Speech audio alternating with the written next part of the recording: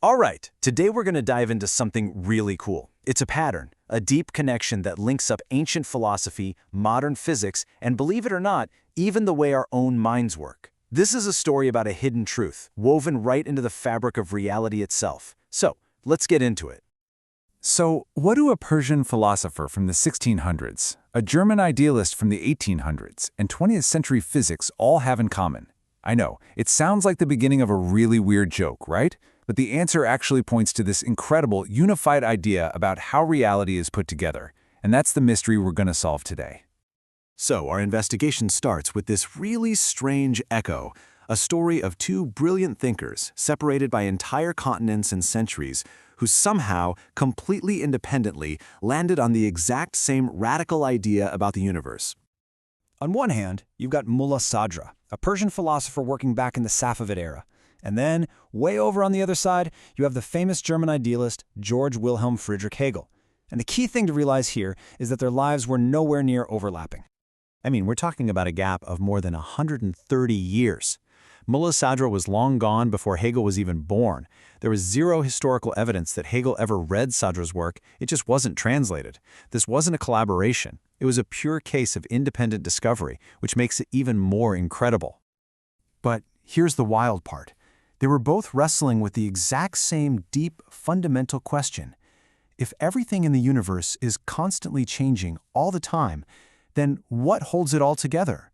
How do we get this stable, continuous reality that we experience out of all that constant motion? Their answers, well, they would change everything. Okay, so let's dig into our first clues. We're going to see how these two philosophers, worlds apart, both came to see reality not as a collection of static objects, but as a dynamic, constantly unfolding process.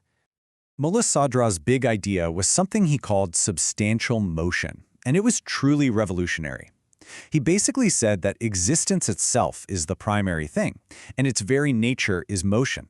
So try not to think of reality like a house made of bricks. Instead, picture a river. For Ṣadrā, everything, even things that seem totally solid, is at its very core flowing from one state into the next. Now, Hegel came at this from a completely different direction with his idea of dialectical becoming. For him, reality is like this engine that's powered by tension, by conflict. You start with an idea. He calls it the thesis. That idea naturally creates its opposite, the antithesis. And when they clash, they don't just cancel each other out. No, they merge into something new, something more complex, the synthesis. And then the whole cycle starts all over again. So look at this. You have two totally different ways of describing the same fundamental truth. For Ṣadrā, reality is a smooth, continuous flow, like light getting brighter and brighter. For Hegel, it's more like a conversation, a debate that constantly moves forward. But in both cases, the conclusion is the same.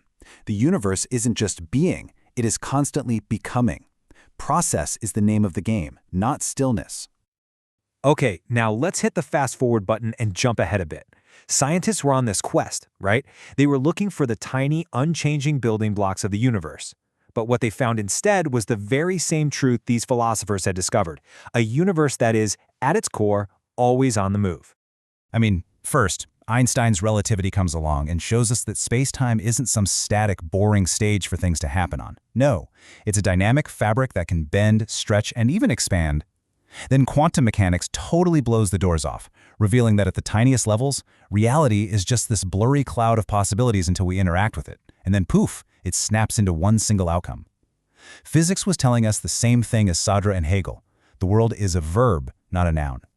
And this reveals this incredible agreement, this consensus across centuries and disciplines, from 17th century Persia to 20th century physics labs. The takeaway is the same. The deepest truth about existence is that it's all about movement, flow, and transformation. Okay, but hold on. If everything is just this chaotic flow of change, how do we get the stable, predictable world we live in? I mean, how does any kind of structure pop out of all that chaos? The answer, it turns out, comes from this incredibly powerful idea in physics that's almost like a theory of theories. You see, when physicists first started trying to calculate things in quantum mechanics, the answers they got were just bonkers. They kept getting infinities for things like the charge of an electron, which is obviously absurd. For a while there, it really looked like the theories were just fundamentally broken, a complete dead end. But then they were saved by this really clever and at first pretty controversial mathematical idea. And that idea was called renormalization. Now, the math is complex, but the core concept is actually pretty simple. Just imagine a super pixelated image. If you're zoomed way in, all you see is a noisy, chaotic mess of dots. Renormalization is like the act of zooming out. As you pull back, your brain automatically starts to filter out the individual pixels, and suddenly a clear, coherent picture emerges. Physicists realized you have to look at reality at the right scale to make sense of it. And here's the really important part. Renormalization isn't just a mathematical trick to sweep the problems under the rug. No, it reveals a profound truth about how our universe is actually built. All that crazy, violent chaos at the tiny micro level effectively cancels itself out, and that's what allows the stable, predictable laws of physics to emerge at our macro level. It's the secret to how structure is born from flux. Okay, so this is the moment. We've got all our clues on the table, we have the philosophers of becoming, we have the physics of process, and now we can finally put it all together and see this one unified pattern that connects everything, from the entire cosmos all the way down to our own consciousness. I want you to think of this chart as a kind of universal translator. You've got 4 totally different fields here: Ṣadrā's philosophy, Hegel's dialectics, modern physics, and even a cognitive model of the brain. Now, each one is using its own specific language, its own jargon, but they are all, and I mean all of them, describing the exact same fundamental process, a dynamic flow driven by some kind of tension that is constantly moving toward a state of balance or coherence. So here's what that universal flow looks like, step by step. It all starts with raw chaotic potential. Think quantum fields or just raw being. That potential then evolves through a process of becoming, driven by tension, like Hegel's dialectic. This gives rise to stable structures, like the spacetime of relativity. And those structures are then filtered through a process like renormalization to create coherence and meaning, like a thought. And it's all moving toward a final state of balance or equilibrium. And here's the part that just might blow your mind. This grand cosmic pattern isn't just happening out there in deep space or in the equations of physicists. That whole process we just walked through, that flow from raw potential through structure towards coherence and balance, that is the very definition of how a thought forms. It is happening in your head, right now as you listen to my voice. So this all leaves us with one final, really powerful question to think about. We've seen this incredible pattern, from philosophy to physics, that suggests the entire universe is a process of becoming that resolves into balance. So if your own consciousness, your own mind, follows that exact same universal pattern, it's worth asking yourself, what state of balance is your mind ultimately flowing towards?